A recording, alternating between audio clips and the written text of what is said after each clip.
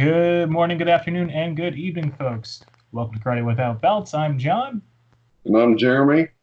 and welcome, folks, to another exciting edition of Karate Without Belts. Quickly up top, please support the Shuri Castle reconstruction effort. That link is in the description below. Thank you folks who've been liking and subscribing and hitting notifications. I hate to be that kind of YouTube personality, but I do want to thank people who have done that because that's really helpful to us. So thank you for that. Jeremy, how the heck have you been doing? Oh, it's just been crazy. Just trying to get a lot of work done at my normal job, my day-to-day job, and trying to get it done before everybody starts taking vacations and stuff. So We're hitting the end of the year, so yeah. I'm thinking we should do something like to commemorate the end of the year. I don't know what we do exactly, but um, we'll see about that. Stay tuned, folks, for more. Um, you, you have you been able to really hit much more training with the knee situation, or is just work just overtaking everything? Um, I I have. It was real interesting. I just got into an itch earlier this week to work on Tombow and stuff, and was like, it's something that I really haven't worked on, and I mean, I've done it, but I just hadn't worked on it in quite some time, and it was like just kind of got into it, just nice and easy, and really working on all the movements and stuff. And not a lot of power, but just really looking at where I'm at, where it's at, how it applies to different things, looking at it from different kata basis and stuff, how I can use it empty hand, how I can use it in, other weapons. So it was just kind of a nice change. It was just really weird. I just kind of had an itch to do it. I'm like, all right, let's do it. Cool. So, so You really find anything different now going back into it and kind of having to kind of listen to your body a little more?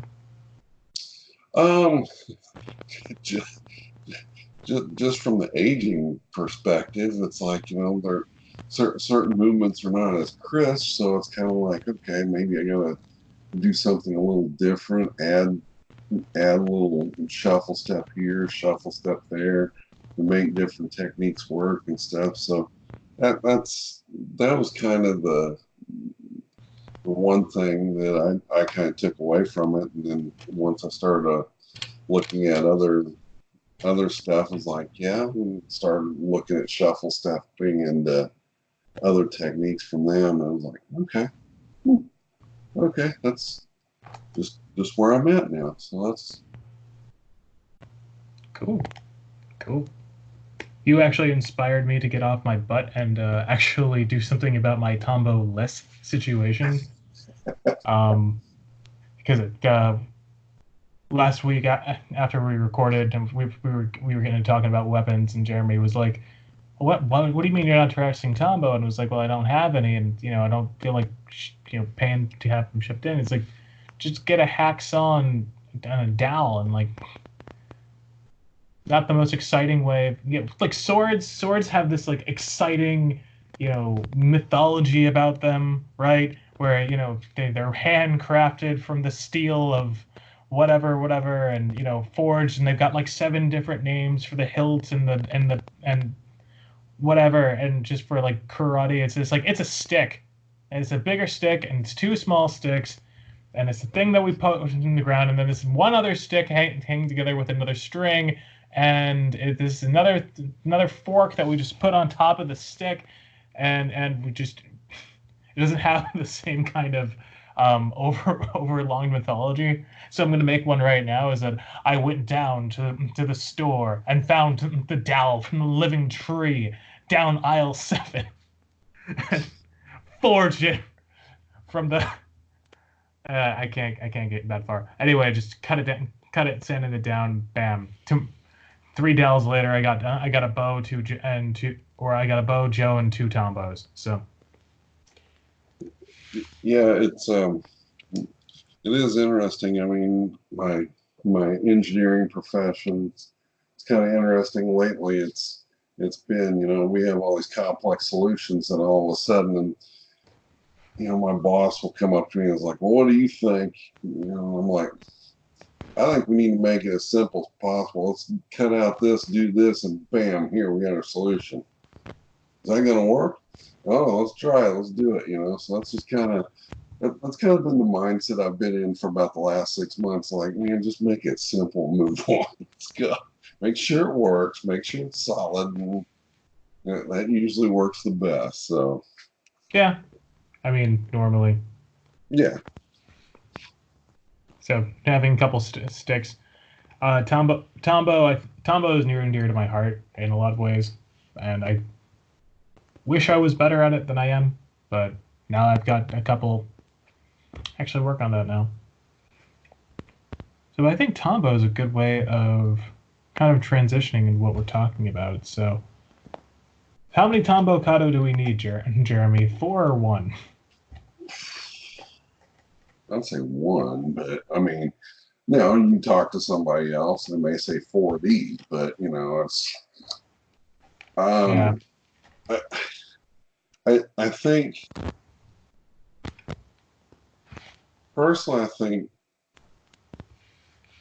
if you have one and understand the I guess the dynamics of it, if you understand the dynamics and stuff like that of the weapon and all that kind of stuff, I think that is I think that's I think that's really important, because I mean, if you understand basically the design or of the fundamental or the foundation of something, you can build off of that. If that makes sense. perfectly.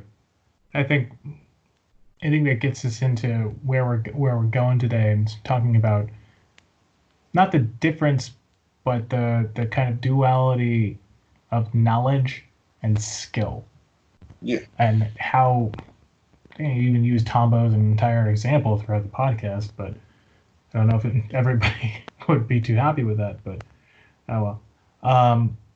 The Because my background, Tombow is something I think is the first weapon I learned without even knowing it. Just with one stick instead of two when I learned that through our niece. So I kind of had the basics of using a weapon without knowing necessarily the Okinawan basics of using the weapon. But how much the skill of something that I learned through one art would transfer over to the knowledge of another art might possess. But having knowledge of all that and having skill with all that can kind of go in two different ways. So that's one topic we'll discuss today. Yeah, it is interesting. You look at it from that perspective, where it's like how many kata of one thing do you need to completely master something, or to build complete knowledge of it and stuff, or to build skill from it. It might I not even be that. Yeah, I think in order to build skill, you definitely need at least a base foundational knowledge set to build off of, like I was talking a minute ago. But I think people get knowledge and skill mixed up a lot. What do you think is one way they get that mixed up? Well, I think sometimes people look at knowledge as, hey, I, I've got 10 different kata of bow. Let's switch weapons. Right, Switch something. right. I've got 10 kata of bow that I know. great. You may understand how it works from each one of those kata, but can you really adapt to it? Can you make something work? Can you actually analyze what's actually going on with those kata and actually make it work for yourself? And I mean that's up to the individual. I mean, how many times have you seen and and I'm not picking on this because I think there's a natural progression to what I'm about to say. How many people or how many times have you seen a, as I like to call it, a kata by numbers kind of regiment or knowledge base, which I think that's good to a point to teach the kata and get it down and actually have some of the knowledge. But to build skill from it has to progress. I mean, Picasso did not paint by numbers. That's that's kind of one of the things that I've always kind of told people that stick to a number regimen. Okay, this movement is number 4. This movement is number 5. That's great. That's awesome that you know that. But until you're able to internalize it and make it your own, it's not going to be your own. And you're not going to really build skill with it. Right. I mean, can't be Picasso and can't be Bob Ross. Um, Hey, don't be messing with Bob Ross, man. I tell you what. Bob Ross gotta. But hey, man, I remember the Bob Ross classes. I mean, all that kind of stuff. Just gotta shake Yeah, it out right there. Just shake it out. hey, Um, he had the killer afro, man. I tell you what, he was awesome. So anyway, one day, long time ago, I had that too. But the the they're almost two different things to a degree because you're right in saying they need some sort of like you need some sort of knowledge to get to skill, right?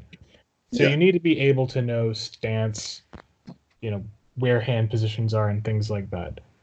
But there's skill acquired through learning those kind of rudimentary things.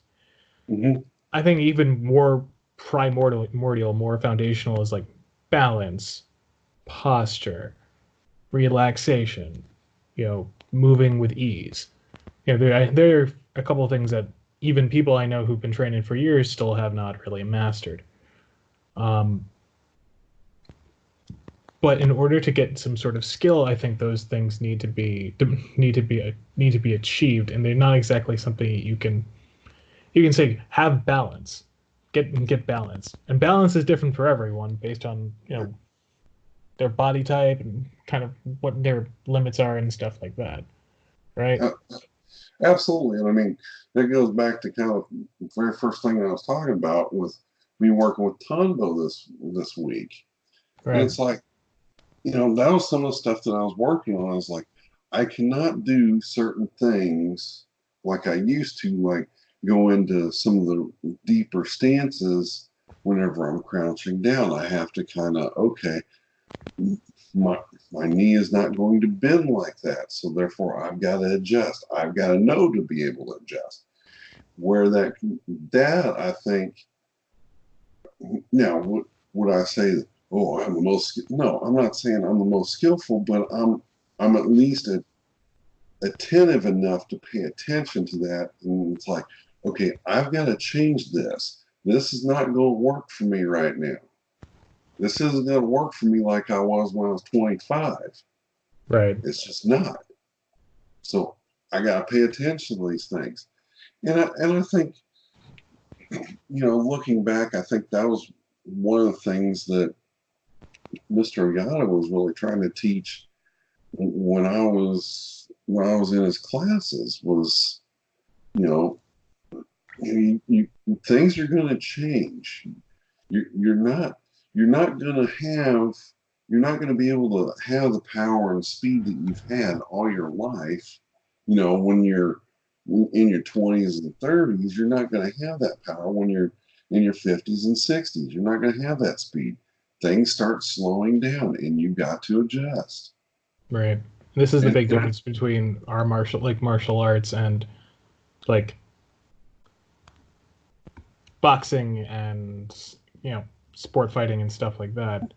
well, yeah. And I'm Not to get kind of onto that curious. tangent, but Yeah. Well, I'm kind of curious to see how some of these, really big name MMA fighters, and I'm trying to get into that, but I mean, because they have a point, at that level of competition, but how are they going to be able to hold that skill when they're 60, 70 years old? I mean, you're not going to be able, I don't think you're going to be able to hold that much, be able to generate that kind of complete power like they do at that level. They're going to have to adjust their skill set.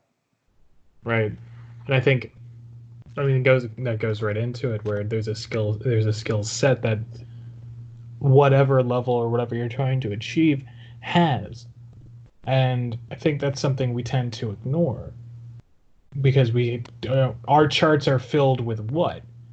Katas and exercises, right? All the charts tend to be filled with that. We don't necessarily have evaluation for. I've seen some people have it, but very few and far between of a kind of evaluation for skill. Right. But I mean, you also hit a point on that too. Is like you've got exercises in kata. What are we doing with them? How many times have you heard certain people say, "Well, it's just an exercise"? I mean, that drives me up a wall every time I hear kata is just an exercise. Well, if that's just an exercise, why don't you call it an exercise, not kata? There's a difference. Be like You know, that guy who bought his wife a what was it, elliptical machine, and she was really happy about it. And that commercial caused all sorts of oh, drama. Peloton, yeah. Just get one of those if you just want to do an exercise. Well, yeah, I still I've watched that commercial like 4 or 5 times afterwards. I still don't see what the big deal is, but whatever. Hey, whatever. Somebody else can make a big deal out of it, not me. I care But I less. mean, like if it's saying it's an exercise, I mean, there was at one point I was teaching, I had like one or two students, and we were doing kata, and we were kind of doing like kind of back and forth a little bit of prearranged, technique and whatnot. Then we go out for a run, and we go out for Yeah, like 4 or 5 mile run, maybe, and afterwards, we did that for like 2 or 3 months, and then we were like, is this really just work out or is this to build something else? I really that it was that question that really made me question what I was doing. Because up to that point, it was just like, well, we have these katas in the chart, so let's just do them. Oh, we have like a couple pre-arranged exercises. Let's do those too. Well, let's get in shape, guys. Let's go for a run. it's you can't necessarily see karate in that mindset 100% of the time. yeah. And I think a lot of it gets into part of it's I've talked about intentionality or whatever your focus is. If your focus is to basically check things off of a checklist, okay, that's knowledge. That's great. That's awesome. If you're wanting to build skill, you can't have a checklist mentality or a checklist type of training attitude. It's got to be, hey, how are we building skill? How are we analyzing this? What are we looking at from this point of view? How are we doing this? Well, and I think the thing that gets mistaken is people they do like a certain kata for X amount of years. They say I'm really skilled in doing this kata, and that generally equates to I do this kata very fast, or I can do this kata very strongly, or I can do this exercise in a really impressive form, which in itself is very good. But that doesn't necessarily mean there's any real skill derived from that other than kind of performance. So that I think that's a thing people don't know how to kind of dig out of kata, dig out of exercises, even dig out of sparring, because sparring itself is an exercise. We can't really ignore that. Um, right? Like, what is the skill you're trying to derive from sparring? Just get good at sparring. I mean, if that's all you're really looking for, I mean, from that point of view, I mean, I, a very senior student once told me a bit of wisdom.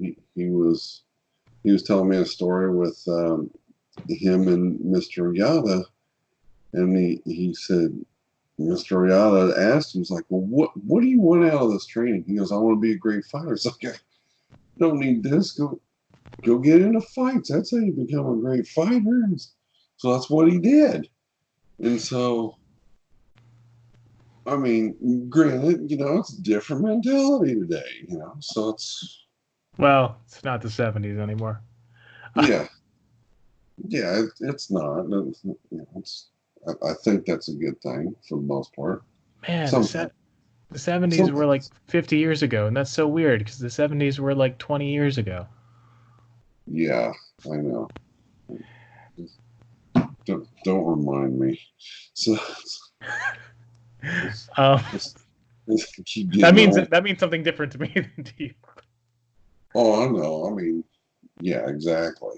But I mean that's kind of the thing though, right? Like even if we look at sparring, even if we get out of the kind of rudimentality of, kata, um, because sparring itself is a piece of knowledge, right? Oh, absolutely, Right? You have to know, like, and depending upon what kind of sparring you're doing, there's knowledge associated with that. So absolutely. now, would sparring is would you would could we agree that sparring is kind of the pinnacle of of the skills attempted to be learned in karate? I don't think it's a pinnacle. I think it's I think it's I think it's one of the foundational skills in karate, yes. And I'd say one of the fundamental foundations. But it isn't like an arriving point. Like No, it's not a point where like we got basics, then we got kata, and then finally we have arrived at real karate, which is kumite. well, I, see, Because I, I those three things are in some ways completely different, but they also all feed into each other. well, me personally, I think the pinnacle would be more technique because that's really putting in exercises. That's putting in kata. That's putting in your kumite. That's putting in everything. How's your technique actually going to come out? And I'll never forget this one. It was one of the first times Mr. Riata worked with me on a technique. And he put on a simple armbar, and probably a lot of people are, oh yeah, I remember this. I'll never forget this. He put this armbar on me, and I swear I felt like I wanted to just literally pee my pants. It hurt that bad. I mean, it's like, God, you know, that wasn't the amazing part. I mean, to this So day, he I've never hit the yellow nerve, like the brown I, note I don't know. Yeah, I don't know. Yeah, he hit the yellow nerve. No, or the bladder nerve or whatever. yeah, I don't know. And to this day, I don't know. But the thing that amazed me the most wasn't so much. I mean, I never had an armbar that intense put on me. But what amazed me is when he took it off. Normally, whenever somebody puts an armbar on you, you just feel a little stretchy your arm a little bit and things like that. When he took it off, nothing. And I'm just like, and to this day, I'm still like, how in the heck did he do? I mean, I still think about that. Right. That's been, I mean, that's been, geez, I don't even know how many years ago that was. I mean, at least I, I, I couldn't even tell you how many years that was ago. But it just, I mean, it to me that was skill personified. To me, that's what that was. Because Just being able to do that. just to be, I mean, and you think, geez, that's just a simple armbar, Jerry. But it's like he knew it to a point, to a T, to where it was just at an unbelievable level. And he had enough skill set not to hurt me in any way other than the pain I was feeling at that moment. And once I was done, it was done. Right. It was like, holy cow. So I mean, take that for what it's worth, but that's just kind of an example that I have of what I think is like true skill. So if that's the skill, what's the knowledge that needed to? So like even an example there would be what would be the knowledge there in order to get there? Is knowledge the arriving point in skill, or is skill the arriving point in knowledge, or are they just kind of I don't know two sides of the same coin in that regard? Kind of like chicken and the egg, but I mean, um, I think skill is the arriving point of knowledge. Because Okay. I mean, you know, I can take a calculus book and I mean, if you look at it, hey, here's a bunch of knowledge, but until I know how to build a bridge with it or how to design something physical or something in physics or something like that, really doesn't mean a whole lot other than hey, it's knowledge. It's what Right. you do with it. It's what you do with it. Well, and then it gets to this point where it's like those who actually master the craft understand that every time they do it, it isn't just a reactionary function, right? Right. It like every time it's new, and every punch is a new punch, Yeah. right? Like every punch is that new like if you I'm assuming you went at him full tilt with when he did that to you. He wasn't just grabbing your arm and then boom, right? I don't think I was. It wasn't quite full tilt, but it was definitely at least 3/4. I mean, it was definitely at least 3/4 speed at least. Right. So I think that skill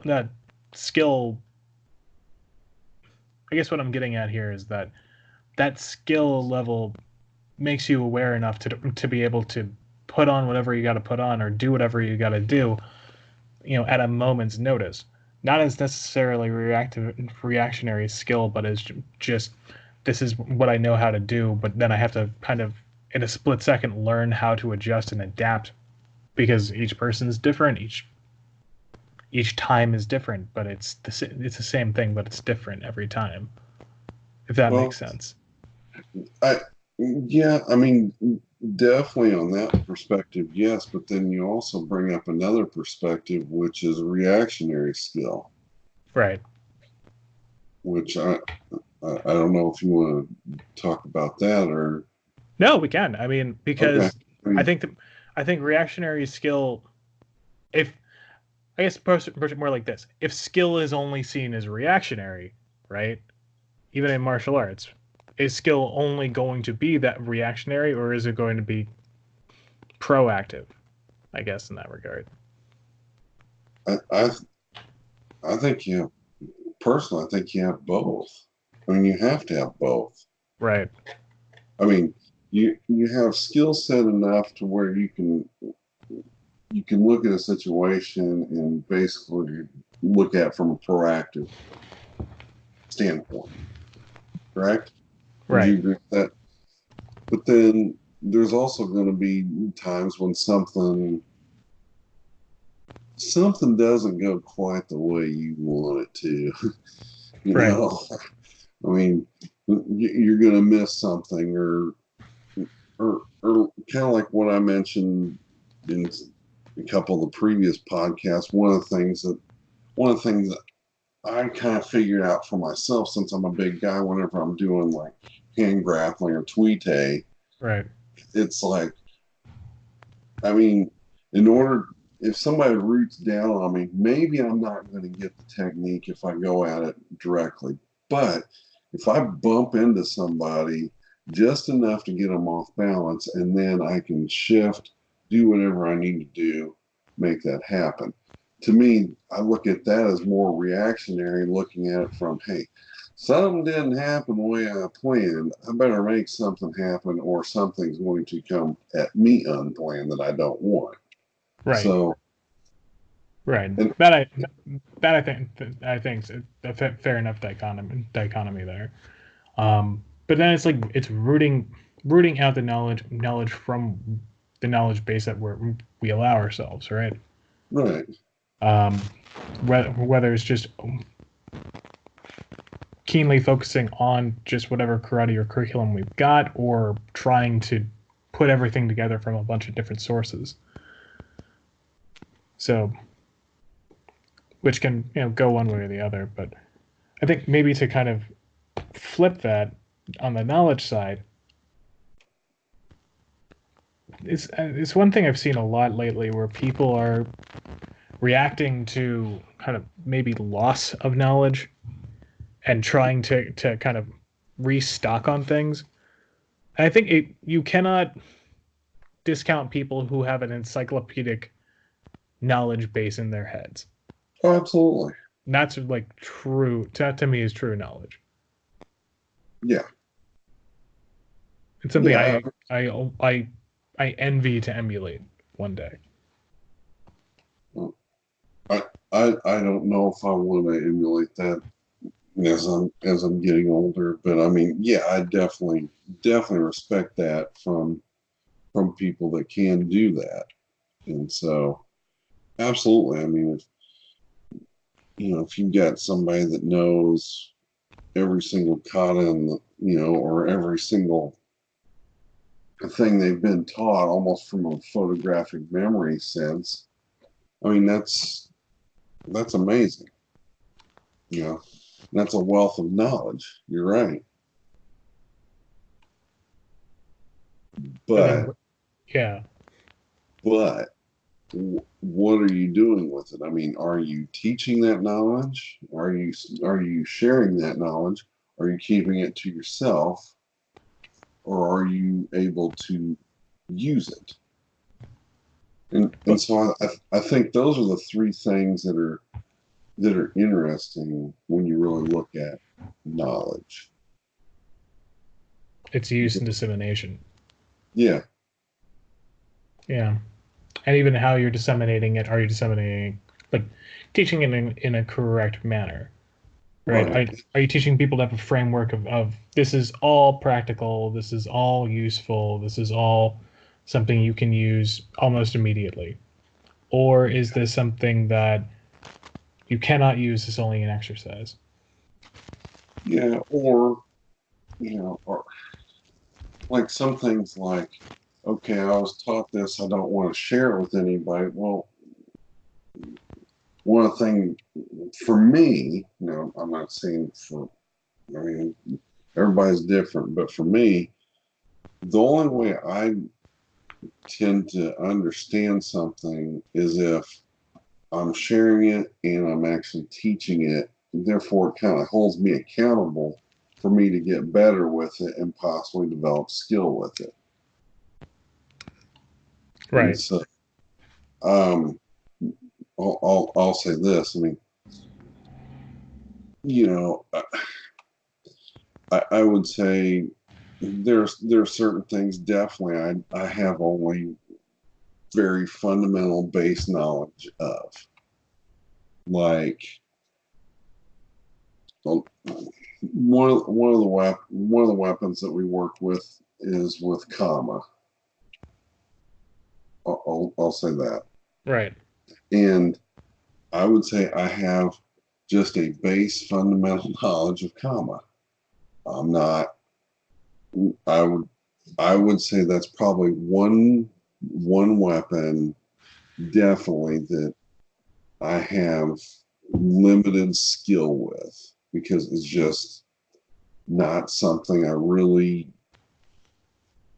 I've studied it enough to know the knowledge piece of it, but not enough to really build any true skill with it, if that makes sense. Right. But then does that mean like okay, it goes back to what we were talking about at the beginning, at the top was Kama, Tombow. How far away are they in terms of weapons? How closely related are they? Can you do the same technique with a Kama that you can with a Tombow? Some yes, some no. It's just Yeah. the design. I mean, now understanding the design of it, things like that. Yeah, I mean, I think that's definitely important. That gives you a separate set of knowledge than just doing an exercise, just doing a kata. But if you understand the design of it, yeah, you understand another part of knowledge, if that makes sense. I'm not trying to categorize it, but Right. I think there are different banks of knowledge that you get, Yeah. if that makes sense. I mean, you have just fundamental, then you get into it, and then you understand kind of the principles of it and stuff.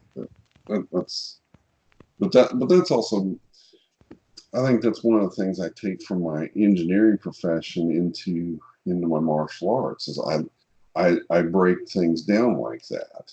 So Well, and I think that's not wrong to bring that in there because that fits right in, right? and and There's that, and that fits me.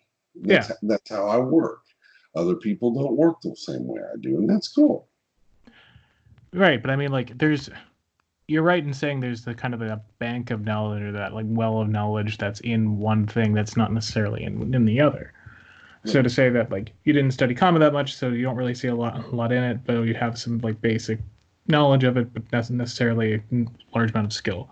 Yeah, I feel the same way about bow in that way, where I'm like I've got a knowledge of it, but I don't necessarily feel like I've got wide-ranging bow skill that I think other people just do because of their use of it. Does it mean that I don't know how to use it? No, but I mean, but I think there's. I want to put it this way, and even we can take this into open hand too. Because Absolutely. there's some people who love striking. There's some people who love grappling. There's some people who think like groundwork is going to be your ultimate friend, and some people who think opposite, Right. right? So with that in mind, having it's the million techniques versus one technique. Could which one is better? And a lot of people just say the one, but I don't know if that's necessarily true. I I think the answer is more yes. Right. Or I mean, it's got.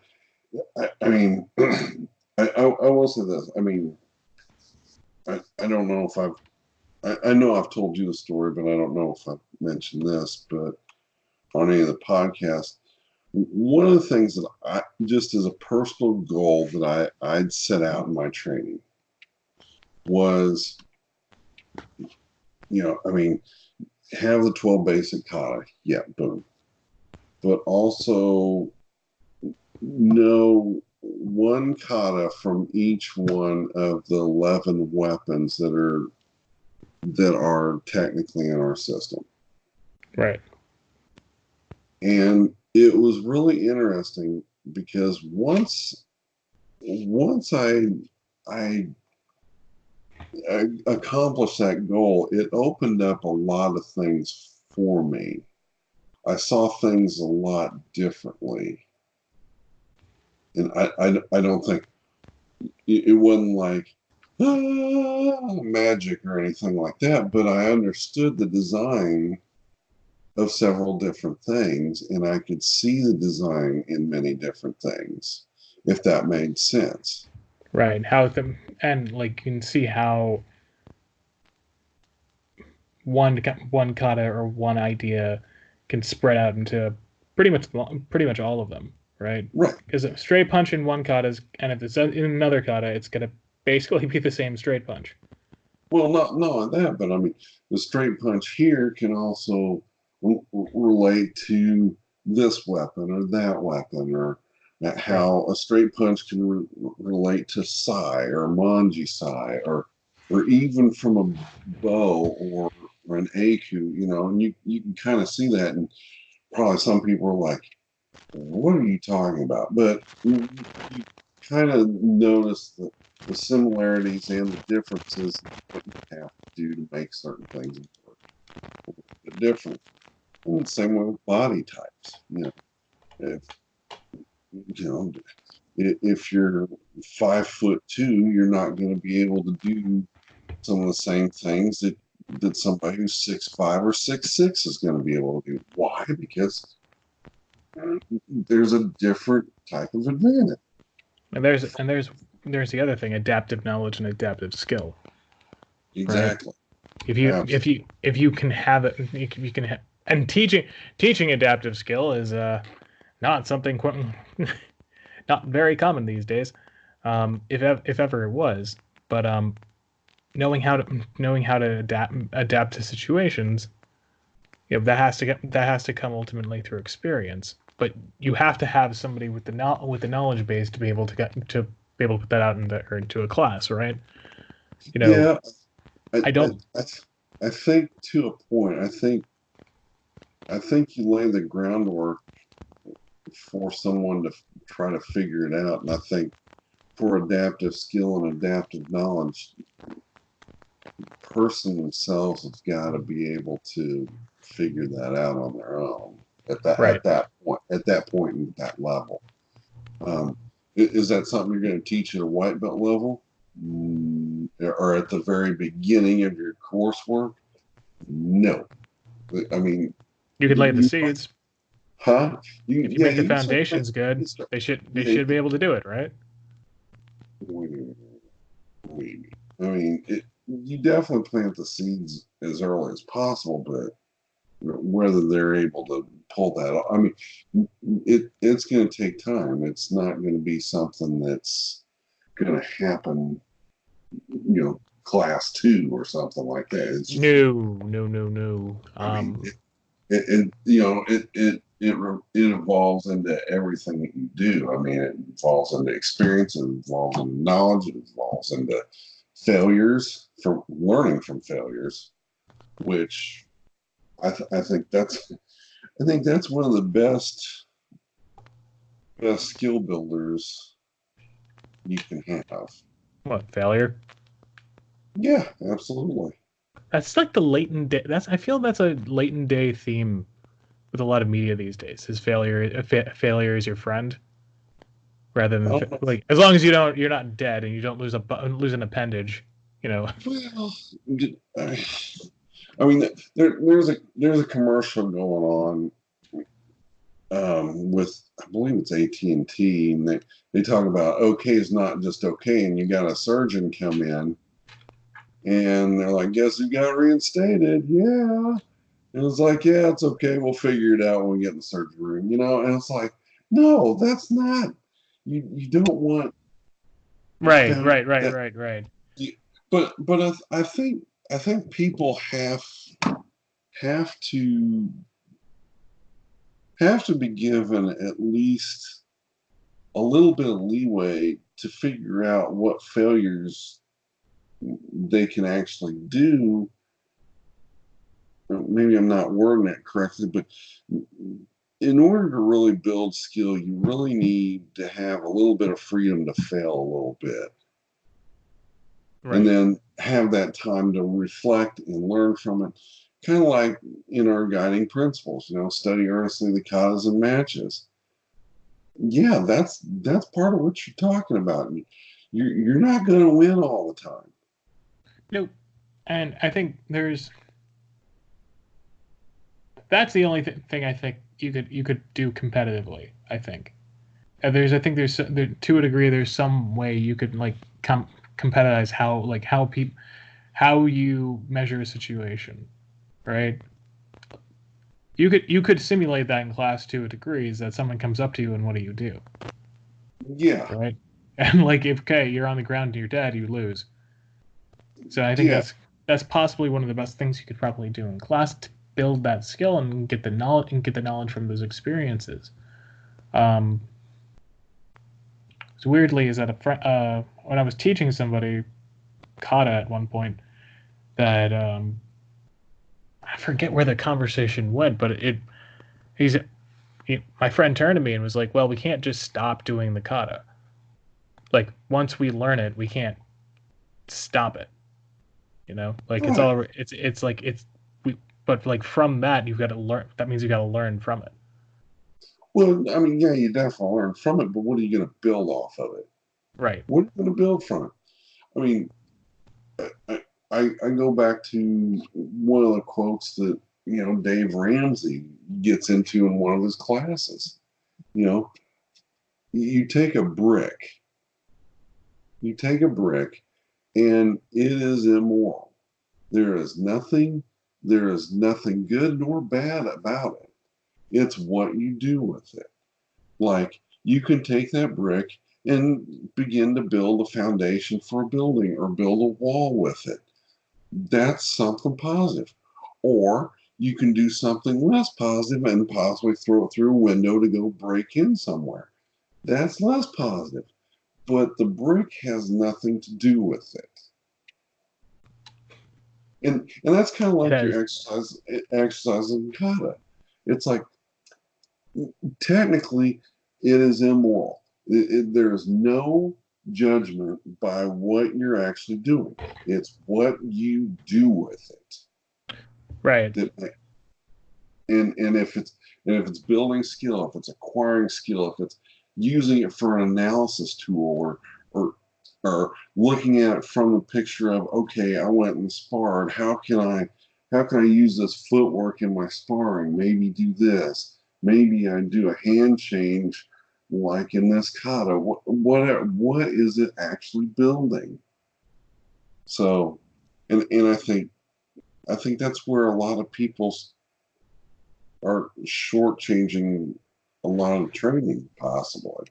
Yeah, because I think I have brick, ergo I have skill and knowledge.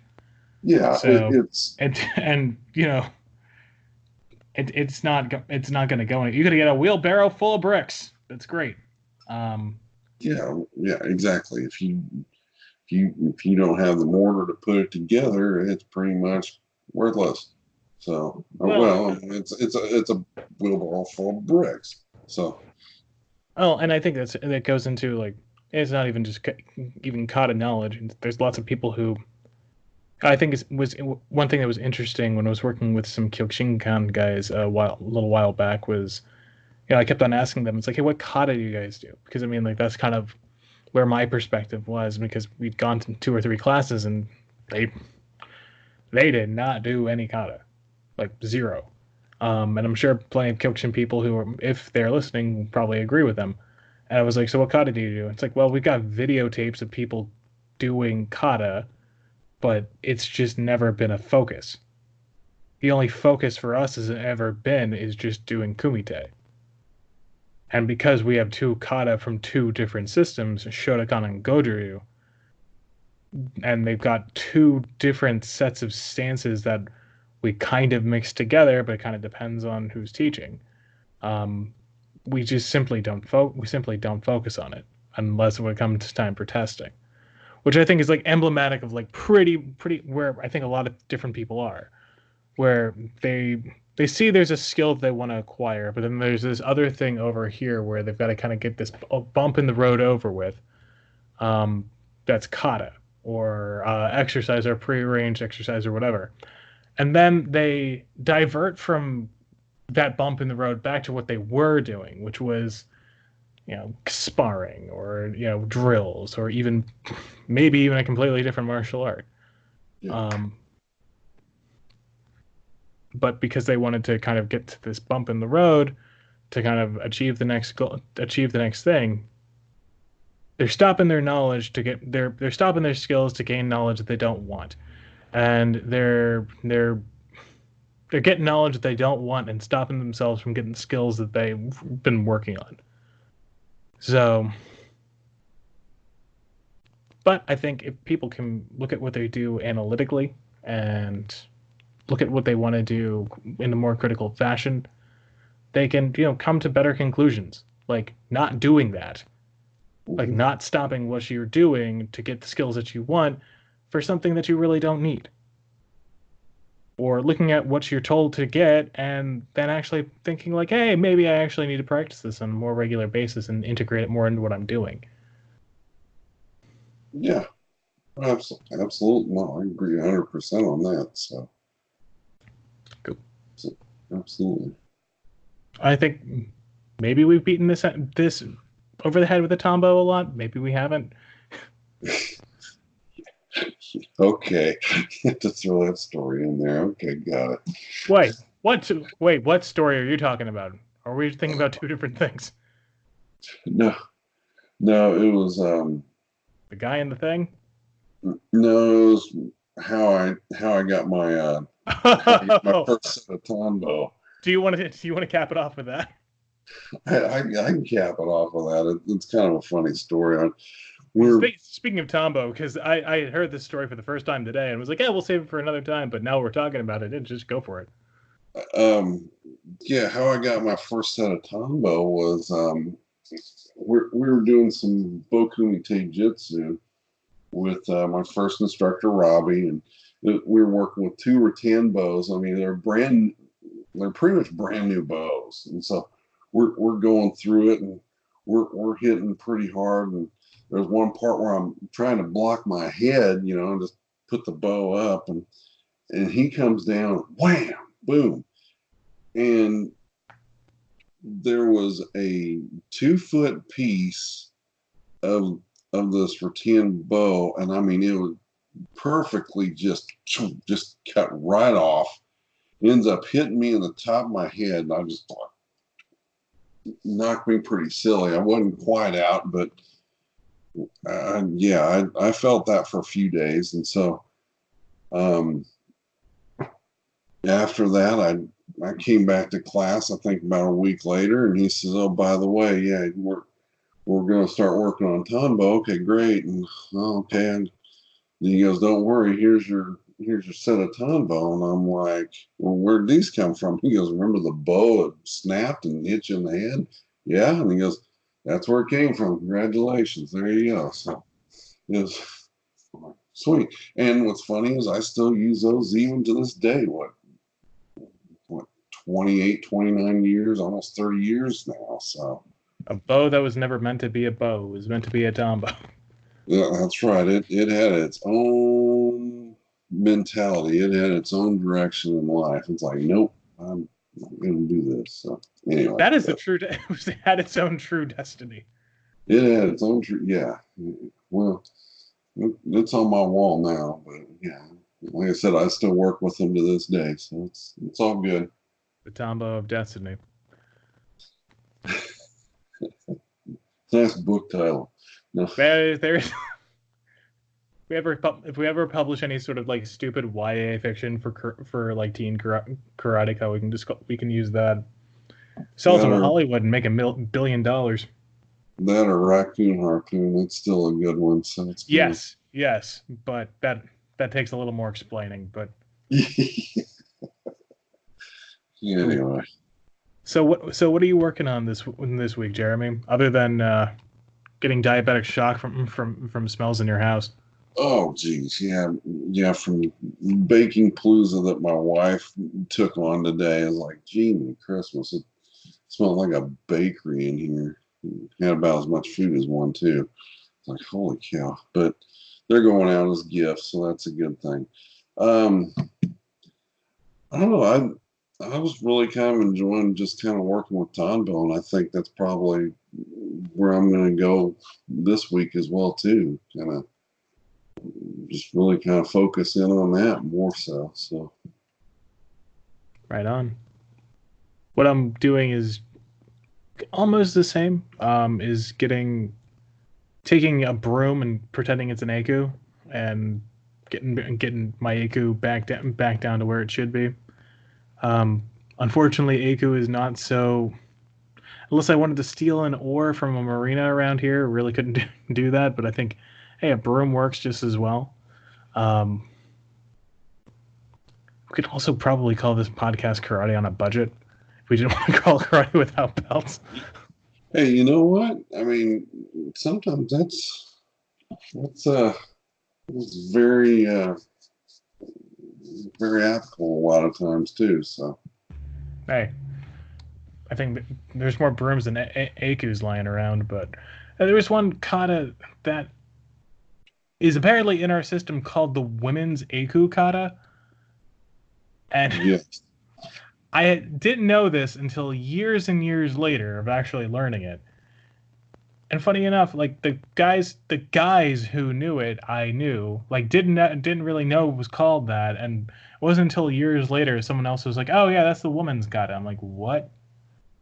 So nothing against that, but apparently a lot of women initially had learned it, and that's where the name had gotten. So I mean, yeah, I'll have a pink Aku any day of the week, but hey, absolutely. So, yeah, that brings up a whole nother topic. We'll talk to you about offline. But yeah, it's not meant for the podcast, but yeah, but anyway, yeah, it is interesting how a certain kata will be geared for one person or the other and things like that. So it's just over time. So it's interesting. So it is what it is. But yep. cool, cool, cool. Well, folks, well, Jeremy, anything else you want to say in closing? Yeah, I'm good. Cool. Well, folks, thank you for listening, and don't forget to keep on training.